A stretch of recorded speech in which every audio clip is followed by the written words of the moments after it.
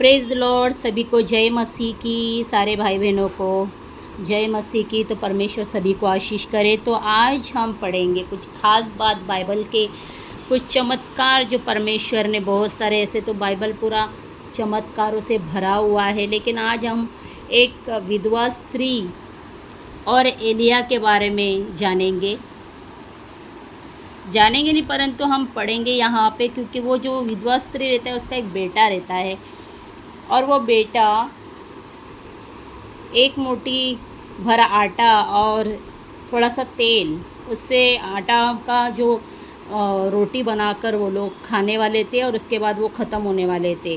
तो आज mother's day भी है, तो मदर्स डे स्पेशल एक माँ बेटे की बाइबल से ही हम एक अध्याय को देखेंगे, जो माँ होती है, जो कैसे अपने बेटे के लिए वो परिश्रम करती है, वो प्रार्थना करती है, परमेश्वर के समीप रखती है। तो हम लोग बाइबल में से सीखेंगे।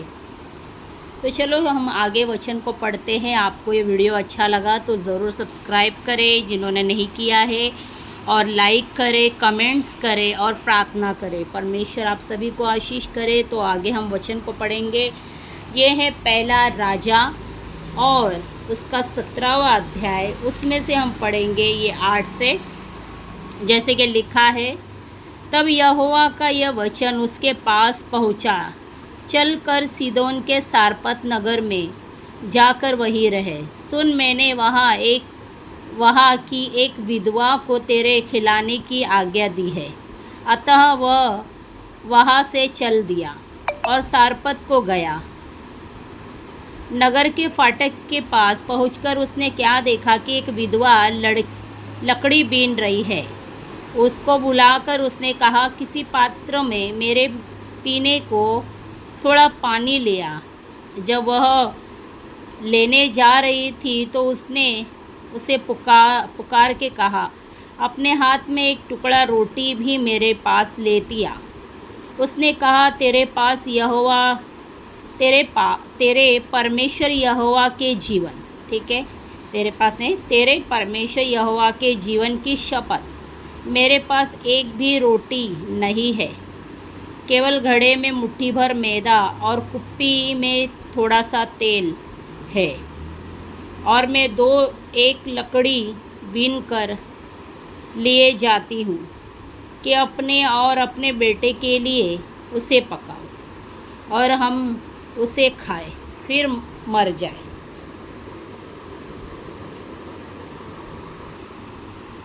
एलिया ने उससे कहा, मत डर, जाकर अपनी बात के अनुसार कर, परंतु पहले मेरे लिए एक छोटी सी रोटी बनाकर मेरे पास ले आ।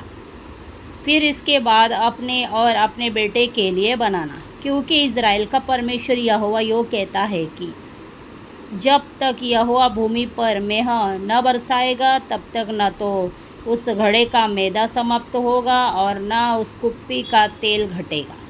लो भाई, यहाँ पे देखो, इतना बड़ा आशीर्वाद उसे दे दिया है। किसे? जो स्त्री अपने बेटे और खुद को रोटी बना, मतलब जो स्त्री का जो बेटा रहता है वो, और वो दोनों रोटी बनाकर खा के मरने वाले थे। लेकिन यहाँ पे देखो कितना बड़ा चमत्कार हो गया, क्योंकि हमारा परमेश्वर देने वाले को भरपूरी से देने की ताकत रखता है। न उस कुप्पी का तेल घटेगा। तब वह चली गई और एलिया के वचन के अनुसार किया।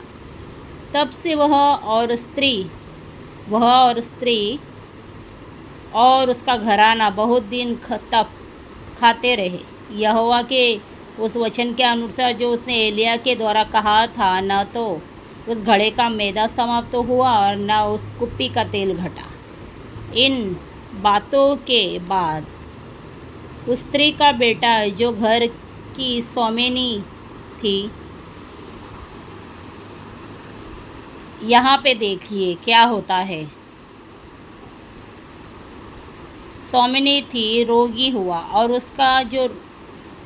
उसका रोग यहाँ तक बढ़ा कि उसका सांस लेना बंद हो गया।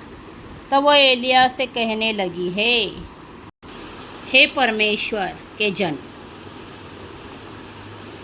मेरा तुझसे क्या काम? क्या तू इसलिए मेरे यहाँ आया कि मेरे बेटे की मृत्यु का कारण हो और मेरे पाप का स्मरण दिलाए देखिए उसने क्या कहा, उसने उससे कहा अपना बेटा मुझे दे।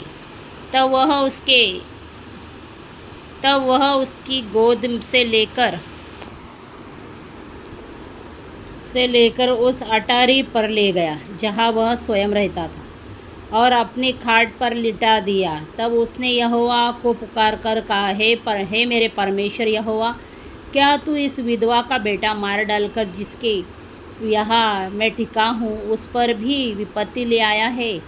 तब वह बालक पर 3 बार पसर गया और यहोवा को पुकार कर कहा, हे मेरे परमेश्वर यहोवा, इस बालक का प्राण इसमें फिर डाल दे। आमीन, हालेलुया।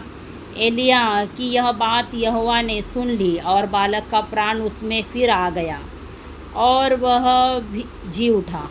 तब एलिया बालक को अटारी पर से नीचे घर में ले गया और एलिया ने यह कहकर उसकी माता के हाथ में सौंप दिया, देख तेरा बेटा जीवित है। स्त्री ने एलिया से कहा, अब मुझे निश्चय हो गया है कि तू परमेश्वर का जन है और यहोवा का जो वचन तेरे मुंह से निकलता है वह सच होता है।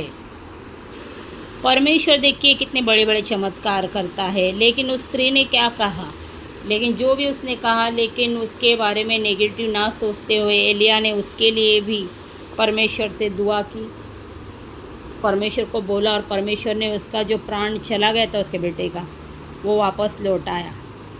कि परमेश्वर जानता है कि एक माँ अपने बेटे के लिए कितनी व्याकुल हो गई थी और उसने पहले से ही अपने बेटे के लिए प्रार्थना वो करती थी, वो परमेश्वर के भय में चलती थी। और एलिया जो परमेश्वर के समीप हमेशा उपस्थित रहता था, इसलिए मौत भी उस बच्चे के ऊपर जय नहीं पाई। मौत आई और मौत चले भी गई और परमेश्वर को उसके बेटे को जीवित करना पड़ा, क्योंकि वहाँ पे एक माँ थी जो अपने बेटे के लिए मांग रही थी। वो एलिया से भी बातें कर रही थी, वो परमेश्वर के बारे में भी जानती थी और परमेश्वर ने उसके ऊपर दया किया। वो भली स्त्री थी, भलाई करती थी। उसने एलिया के लिए भी व्यवस्था की थी, रहने के लिए, खाने के लिए, और परमेश्वर ने देखो कैसे उसे स्मरण किया। और एलिया जो था वो परमेश्वर के समीप हमेशा प्रार्थना करने वाला और उसकी उपस्थिति में बैठे रहने वाला इंसान था। इसलिए अकाल के समय में भी परमेश्वर ने इतना बड़ा चमत्कार इस स्त्री के जीवन में किया। एलिया को भी कौवे के द्वारा भोजन भेजता था, क्योंकि परमेश्वर हमेशा जो महान और बड़े बड़े काम करता है। यही है सारी बातें जिससे एक एक बाइबल के चमत्कारों से हम सीख सकते हैं और हमारा विश्वास को हम बढ़ा सकते हैं। परमेश्वर से प्रार्थना कर सकते हैं, मांग सकते हैं कि परमेश्वर तो उस समय कर सकता है तो आज भी बहुत कुछ कर सकता है। जितने भी लोग मेरे वीडियोस को देखते हैं वो सारे लोग मेरे चैनल को ज़रूर सपोर्ट करें। परमेश्वर आप सभी को आशीष करे। इस छोटे से वीडियो को ज़रूर पूरा देखें। हे परमेश्वर, मैं धन्यवाद करती हूँ सभी लोगों के लिए जो भी लोग मेरे वीडियोस को देखते हैं, सुनते हैं। परमेश्वर खुदावन पिता प्रभु जी, एक एक लोगों के कानों को, मनों को, जीवनों को आशीष कर प्रभु। जो भी अपराध हुआ रहेगा क्षमा कर परमेश्वर पिता। हम तेरा धन्यवाद करते हैं। छोटी सी प्रार्थना यीशु मसीह के नाम से मांग, आमीन। चलो फिर friends, bye bye, God bless you सभी को, भाइयों बहनों।